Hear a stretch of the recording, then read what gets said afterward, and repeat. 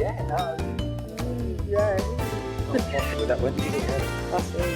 But the viewers will. Viewers will wonder what the... I have pink hair now. Although, yeah, big hair. Anyhow, welcome. I'm so tired. No, not again. Welcome to the Allegedly Thriving podcast, the podcast where Izzy and I talk about whether we are thriving or surviving in the wonderful world of business in the northeast of the UK.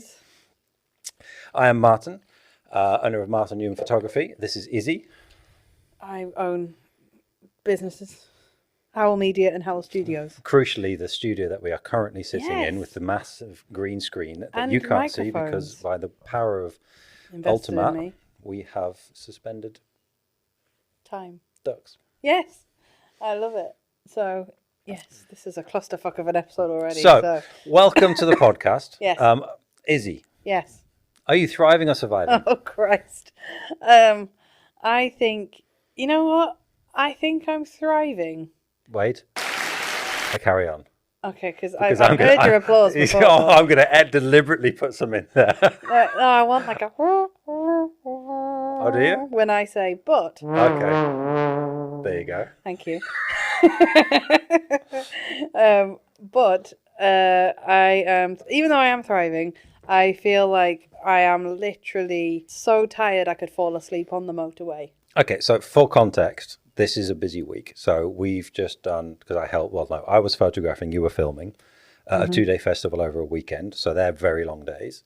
And there was then an entire marketing conference for the whole of yesterday, which is basically set up on the Monday, 7 o'clock till 7 o'clock on the Tuesday. And then Izzy and I have been in the studio all day helping clients make content. A full day. All day. So but then what I would say is that for context, we're recording this in June, and June is a peak season for the business, for me. Everyone who has any possible budget for any kind of content or any event decides June is the month.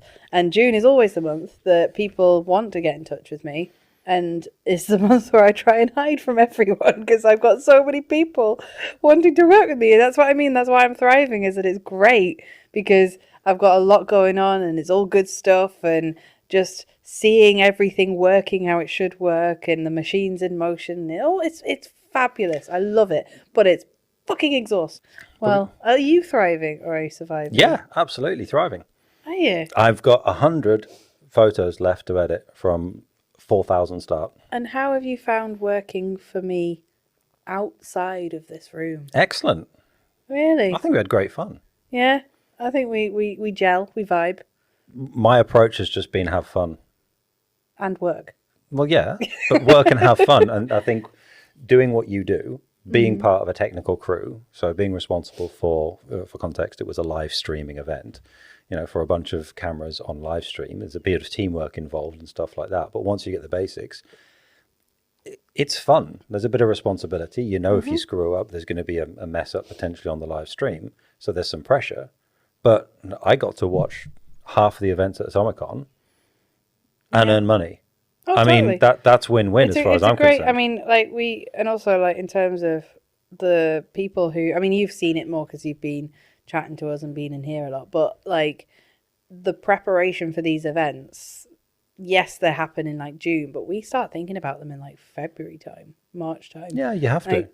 Because time moves really fast and suddenly it's on the horizon, and then oh my god, it's next week. And then I think in your case as well, you're progressing with the times and you're making technological advances as well, because you've invested in a lot of wireless transmissions now. Yes, and you know what event made us go wireless? I won't say it specifically. It was an awards ceremony, and you want to know the exact moment we discovered that we didn't want to go wireless was. I don't know if I actually asking if you know or not. No, I haven't got a clue. So the exact moment was... This blank look isn't just my normal face. We were live streaming a, dare I say, riotous event, an award ceremony, where according to the events team that I was with on Saturday, someone lost a thumb at, because it was that mental. We got evacuated because there was a big punch-up. It was like a barroom brawl. It was insane. But we were de-rigging and taking up all the cables and picking them all up and everything. And obviously, how we have miles of cable. Yep. And you've got to roll them up properly and whatever. in that we had the music was so loud, and there were people screaming and doing drugs and throwing up, and it was like being in some sort of hellscape.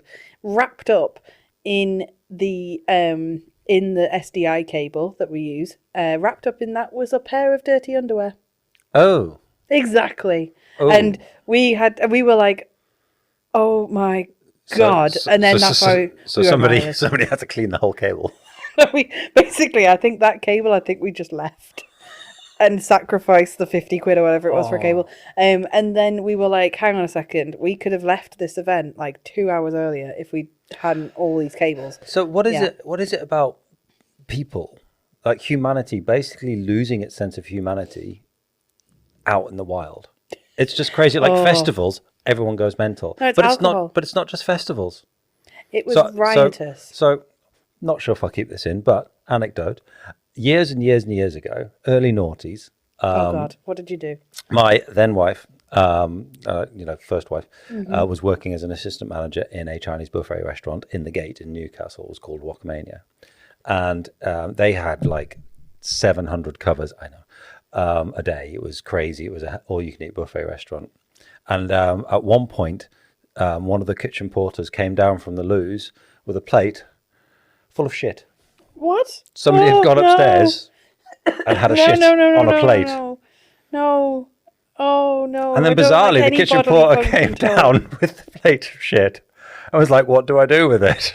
What? So we're like, oh, no. Well, I don't know why you didn't put it in the toilet to start with. Anything to do with bodily functions makes me physically ill. So he clears the plate and then starts to put the plate near the dishwasher, and everyone's like, what are you doing? What are you doing? No, you throw that away. Oh, my God. That's awful. People are gross. Like, did I tell you about what happened in Pizza Hut when I was a kid? No. No, that made me not go to Pizza Hut for 20 years, which was when... You had one of the pizzas? No, You ordered pasta? No, it was Pizza Hut in Crawley. So, I mean, that should do the maths anyway. But my parents took me and my brother there, and I was about 6 or 7, and my brother was about 12.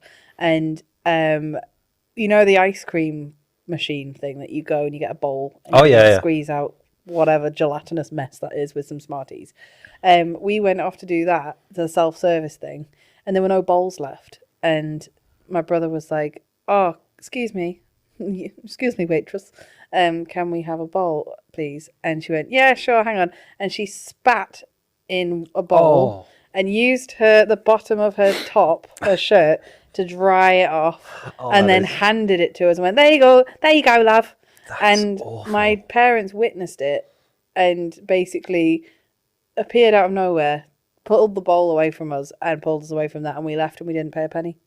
They literally just walked out and went, no, that's not happening. And I hadn't gone back because I was so traumatized by that. I haven't gone back to a Pizza Hut until obviously I had my daughter and then ended up at birthday parties. And I still won't go for the ice cream. So disgusting. I've got one other fact for you. So chocolate fountains. Oh, no. No, they're probably really gross with loads of chemicals and loads of like horrible things. Not so much loads of chemicals, but... germs. No, just you know how they're silky and they're glossy when they flow and stuff like that? That's because it's only half chocolate. The other half is oil. Oh, no. So don't have chocolate from a chocolate fountain. It's literally just pure fat. Oh. Worse than chocolate. This is gross. All this conversation is gross. Also, if you put a large 3-tier chocolate fountain in a buffet restaurant, at least once a week, someone's going to put their head in it. Wow. Well, it's like Vicar of Dibley. I just always think of that scene where she puts her head in it. The one saving grace is that the person who puts their head in it suddenly realizes that the way that the chocolate flows so nicely is by being quite warm. Oh, yeah. No, I think all of this stuff is like... everyone had a chocolate fountain in the noughties and a lava lamp. Everyone had a chocolate fountain. See, but I still think lava lamps are cool. What a gimmick. Well, I think lava lamps look brilliant. I don't think lava lamps have lost their allure. You haven't left the noughties, really, let's face it. That's fair. I still look like I still dress like the 90s. Exactly. I always will. Blue jeans, t-shirt. I'm surprised you haven't come in a Billabong t-shirt yet. I don't have any. They're mainly animal. Oh, no, that's even worse. Animal's still good brand. Yeah. What is the ultimate buffet etiquette for you? If Oh, you're at a buffet, what's the thing that will make you turn around and go the other way? Dishes without tongs. Oh, people reaching out Yeah. with their fingers. Yeah, that implies that people are using hands. But I mean, I don't tend to. I don't really do buffet restaurants anymore. No, I don't, but I have been at a wedding buffet once, which was a very low rent wedding. I did not enjoy it at all. And You went so posh there. I did. It was a very low rent. Awful. No valet parking, and they and I watched a child pick up a spring roll. They had cheddar. It wasn't even Roquefort. It was cheddar. I watched a child pick up a spring roll from the buffet, licked it, went ugh, and put it back. And then someone behind basically picked that one up, and I was like further in the queue, and I was like, nope. And I then proceeded that night. I think I ate 3 Pringles and like 1 breadstick. I was absolutely dying. So gross things. People are gross. I don't like it. Okay, at home, Oh God, if you drop some food on the floor, what do you do? depends. If it's not like saucy, if it's like, something solid. Yeah.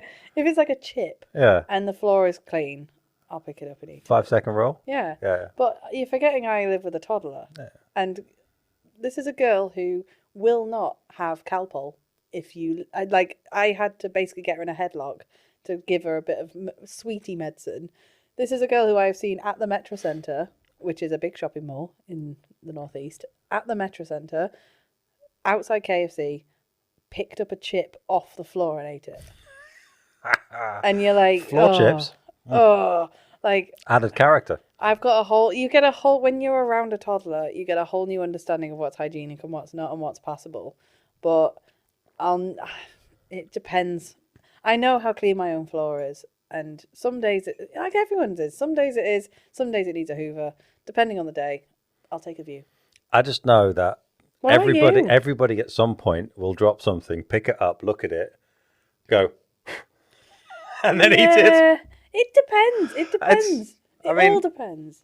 And anybody who says they don't, they're lying. They've totally done it once. Oh yeah. I think that I don't know about you, but I have this real morbid curiosity about what people are like in their own homes, but also don't want to know. Like when you meet people at like networking events or you see people on LinkedIn, you think, yeah, but you go home and like probably pick your nose and like you probably do other gross things. You probably got weird fetishes. You probably got this. And then I think I don't want to know, but I don't want to know. It's like being in GP waiting rooms. I always sit there and look around going, what's wrong with you? No, I think you're right. Not knowing is sometimes and quite often much better. But do you kind of want to know? Oh, there's always in an element. Gross sort of. Oh, I think but I think that's human nature. That's the human nature of just wanting to know. For instance, I have an example for you. I thought you were going to ask me, and I was like, I'm not telling you anything. So about 2 weeks ago, we were traveling down to my mum's, and to get to my mum's, we passed my dad's. Okay. So we were going to meet him, his wife, and my sister-in-law down there. But we got a message 2 days before to say that my sister-in-law had to go and have surgery, so that we weren't going to see my mother-in-law because she was going to be looking after her daughter. Absolutely fine, totally fine, not a problem. But we didn't know what the surgery was for. It was just, it's a minor operation, but she might be a bit sore for a while, so she can't do it. It's always something private, isn't it? So really? there then went a series of messages over many days with the person who was having the surgery, asking how they were, asking what was happened, not saying what you had done, right? What have you had removed? But very, very much alluding to, just tell us what the fuck you've had done. And nothing. To this day, we still don't know, but we're too polite to just come out and go. It's now got to the point where we can't go, so... Should I just poke her and see what hurts? What happened? You know what I mean? But that's one of those... How's your appendix? But that's one of those classic things where... This was just like an itch. We just wanted to know, not for any other reason than we just wanted to know. And it wouldn't have changed it. It wouldn't have changed our view. It doesn't matter what it was. It was the fact that somebody says, oh, no, they're having surgery. They need their mother to look after them for a while because they're going to have crutches for a couple of days. I said, no, is it a toectomy? You know, what's Yeah, like happened? what? I just want to know. I think there is that thing, but then also my question is to you is where is that line in a family? Because I always think, because as someone who works with my dad, and I have for a decade, like my parents, I don't obviously keep them updated on the more private side of my life, but also private areas of my body and whatever. I don't like if I have a reason to go to a GP or see someone or have something done that is intimate and private, I'll just hint at that and they'll be all right. So I'd tell anybody.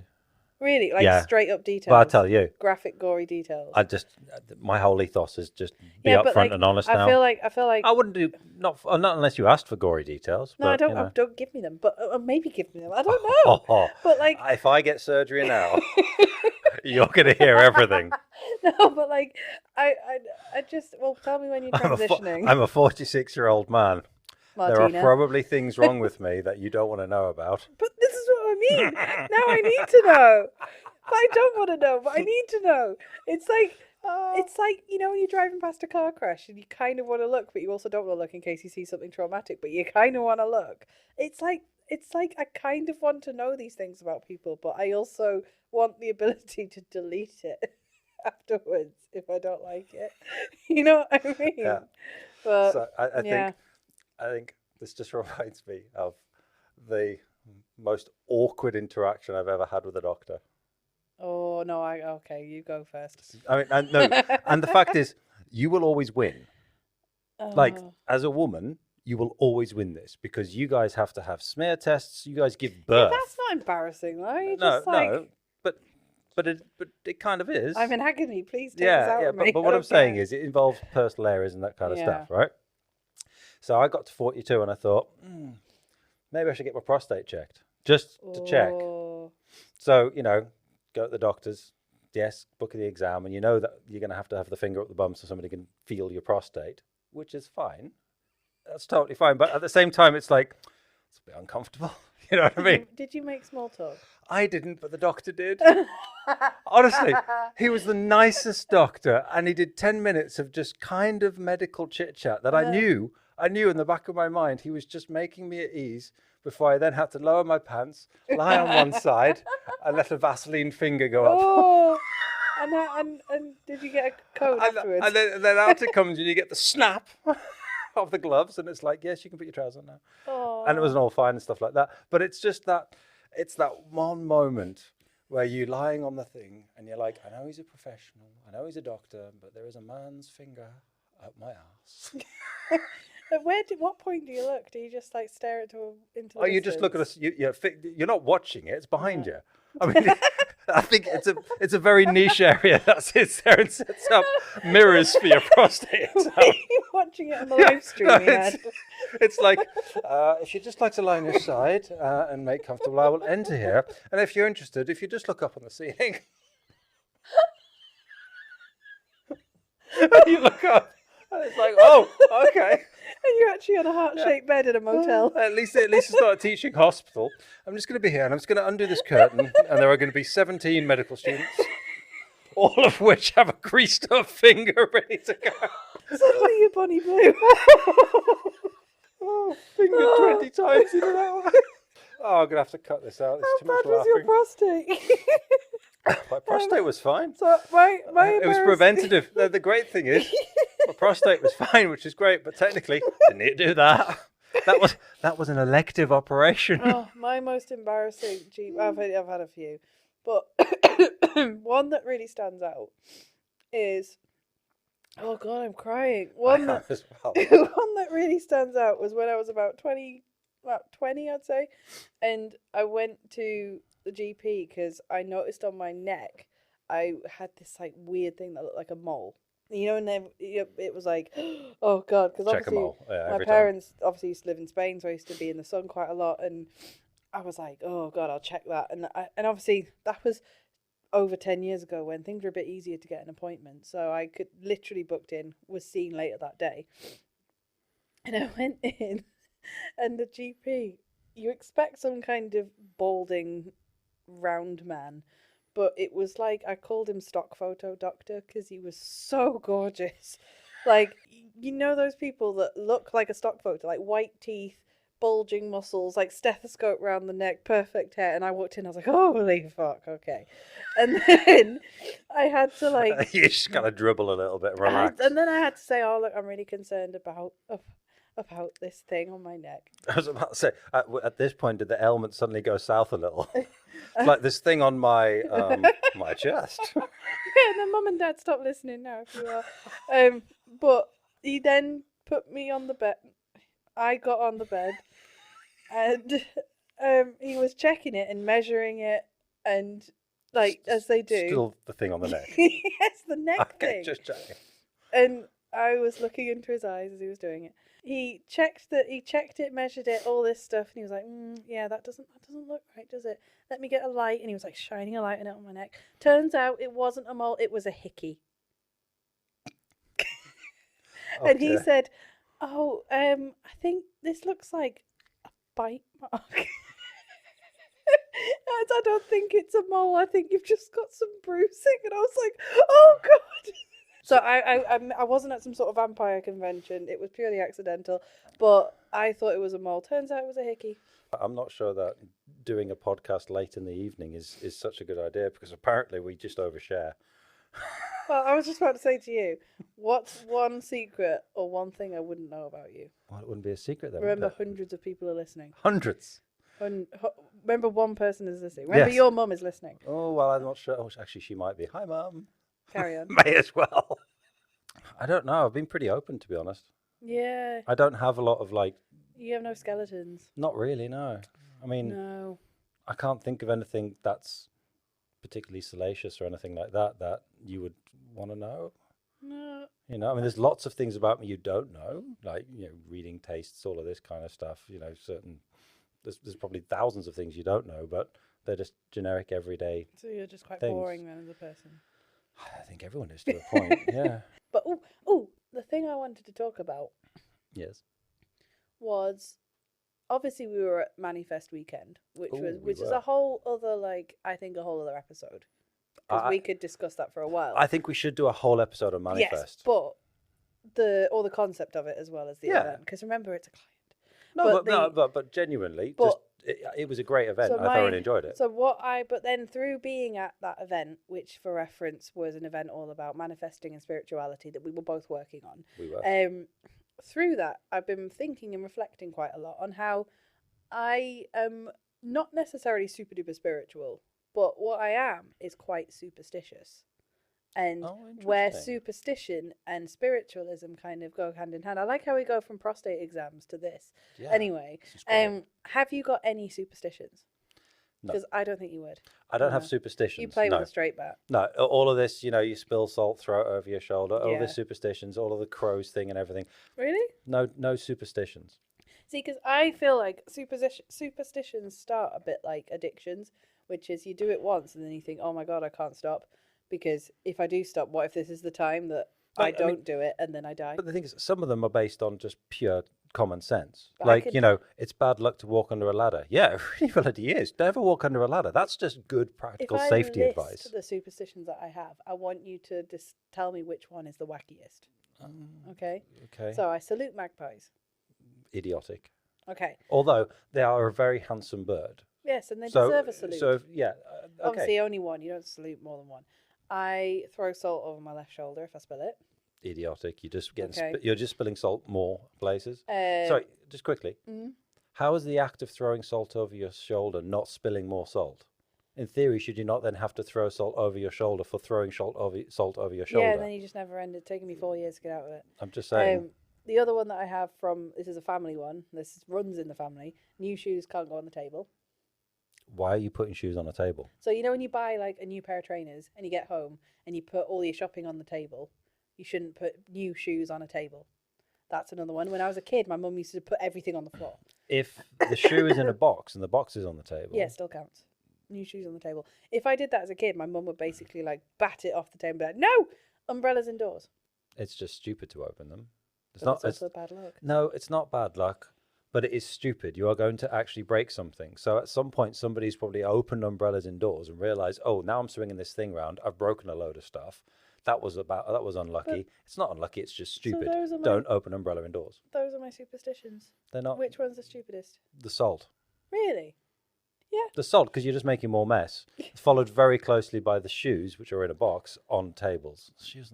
I mean, my great grandmother was so superstitious that if she dropped a butter knife or a knife, she wouldn't pick it up for like a week because she was terrified that it would mean something. Like, there's a lot of superstitions in my family. I don't like the number 13. I only like even numbers. But what's your opinion on angel numbers?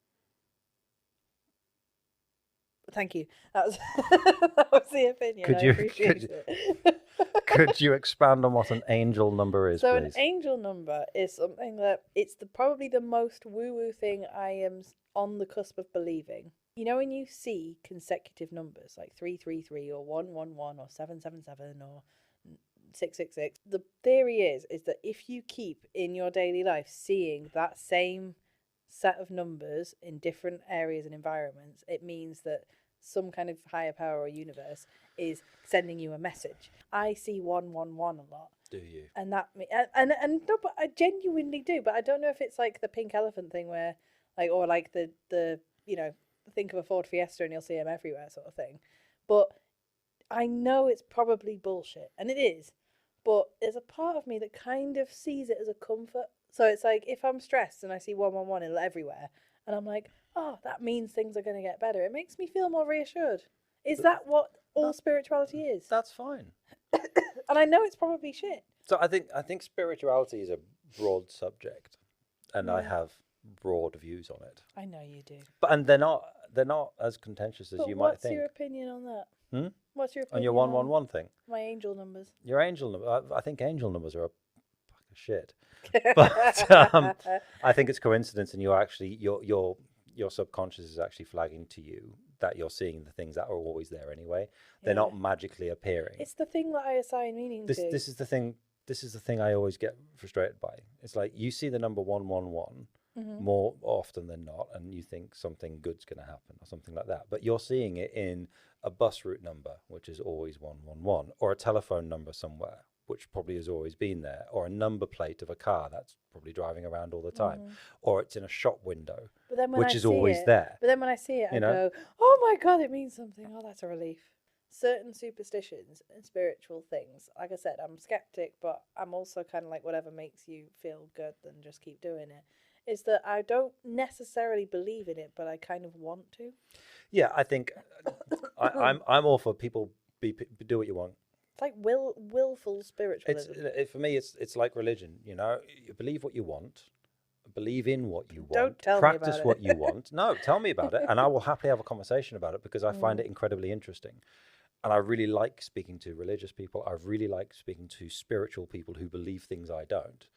As long as I can have a conversation about it, that from a point of view of I don't believe, but I'd like you to tell me about it. My view is always I'll have an engaged conversation with them and I will respect the fact that they believe it. And I'll tell them that I don't. So they know I'm a cynic. So the conversation is always quite open. Then. I know I'm a cynic. I'm never going to sit there and deride somebody unless I'm very good friends with them and I think they're idiots. Right. Oh, speaking of which, eyelashes, that's another one. When an eyelash, when I get a loose eyelash, I make a wish and blow it away. I could never tell you when I've ever had a loose eyelash. No, because I have now that you know me very well, you will, but you're ginge, so you can't really see your eyelashes. No, but they're fantastic. Yes, they are. I know.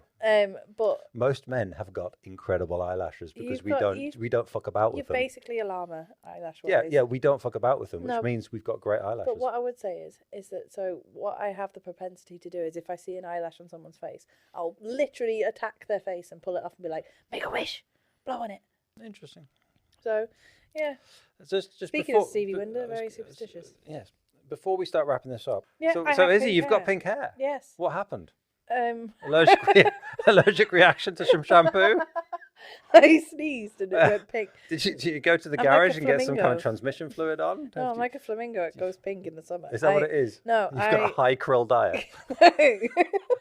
No, so basically, I've always had dark brown hair since I was forever, and a friend of mine / ours called Susie Keel, who is the best hairdresser Big ever. up Susie Keel. Big up Susie Keel. Big her up. She is the sweetest, nicest, most loveliest person ever. And I remember chatting to her going, I don't really have a relationship with my hairdresser. Like I don't feel like I can just talk about anything. It just feels like a transactional thing. She was like, no, your hairdresser should be your therapist. There should be you should tell them everything. She was like, it should be the place that you can experiment and do this, this, this. And I was like, yeah, but never really had that in my life. And she was like, come to me and let me do anything. And I said, oh, well, I was kind of thinking if I was going to dye my hair. I've never done that. And she was like, oh my God, yes, do it. And I eventually got to hers and she was like, well, what do you want to do? And I said, do anything. Do whatever you want. I am in your hands. And I now have really cool pink hair. And I feel fantastic. It looks fantastic. Like, I think it's unlocked or updated my software in the sense that I feel like when you've got like brown hair or when you've got short hair or whatever, you can feel quite boyish when it grows out. And like, if I was wearing something dark and boring, like a hoodie and leggings like I am now, it just would be like, I just sort of blend in. I can wear anything, and it's elevated by the fact that it's a style, it's a look. So I think we need to take that feeling, okay, and then I think you just need to broaden it, right? And go pink everywhere. No, well, if you pink want, eyebrows. if you want, pink. But that feeling you've got of being able to do anything in a reset, yeah, right? Bring that to work. Bring that to speaking to people, to being out loud. Like shout about your business the way that you feel about pink hair. That's it. It feels like there's a part of me that just is like, come alive. Like I'm less self-conscious about like, because for example, like when my hair was really, really, really short and I didn't wear my eyeliner or whatever, I'd feel quite like, oh, well, people know I'm a woman, which is stupid because you can tell. I mean, hello. But like, I'll be like, oh, well, people know that I am feminine and this, that, and the other. But then, that's why I wear a lot of eyeliner and I do things that make it look like I'm like, trust me, I'm a lady. But like now I have pink hair. If you could see me from 100 yards off and be like, oh, that's a lady. And that has given me a level of confidence that I didn't have before, where you feel like when you've got short hair as a woman, you feel like I'm lacking something that all these gorgeous, wonderful people have. And that's like a giant beacon on the top of your head going, I am not as complete as the ideal woman is. I'm not complete at all. And you feel that. And I think now I have that thing that's given me that confidence back, but in a way that doesn't mean I have to grow my hair out and not be happy with it. And, that's the point. It feels like I feel more confident in myself. I feel like I'm less critical of myself and I'm more like, hey, that was easy. I could just do anything I want. I can go purple next. I could go green. We are our worst critics, without a doubt. We can criticize ourselves, especially when it comes to physical features. And we can sit there and think, oh, the world's going to think this about me and the world's going to think that about me. And in reality, when you actually think about it, that view is incredibly arrogant. Oh yeah, no one because cares. You're thinking that somebody in the world that the world actually cares. It doesn't. Just do what you want to do, look the way you want to look, and embrace it. And if somebody says something negative, more fool them, because they're living a world that's actually constrained by all of these different rules that you're just saying, do you know what? I'm not going to bother. And what I'm enjoying is how, like, because I don't have any tattoos, nor do I really want any, but I quite like the body creativity more than modification. I like I'm exploring ways that I can be unique that isn't permanent forever. But like, so it's like nails have always been my way of, like, my little way of sort of being the thing that makes me feel like me.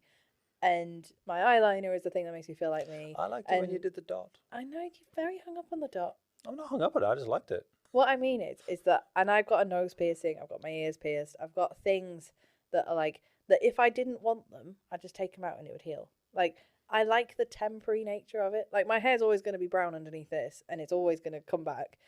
I quite like that I've got a lot of life to just try different things. Like, I might get my septum pierced, I might get this pierced, I might get that pierced. Who cares? Because if I don't like it, I'll just take it out and it'll heal. Like, I don't like permanent things. I'd rather have, like, things that just feel temporary but also can allow me to express myself, but also that I don't have to have until I'm 95. Fair enough. Which I plan. This is the year I plan on exiting this planet. So next week, will you be thriving or surviving? I'm going to be thriving.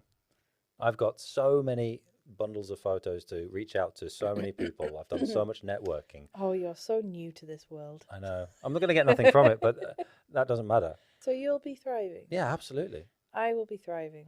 I feel I'll be in the same state of exhausted thriving. But I have a joke to close. What do you call a spider with 10 eyes? A spy, Right, that's it for this week. That's Goodbye. a great one. Bye all. See you next week.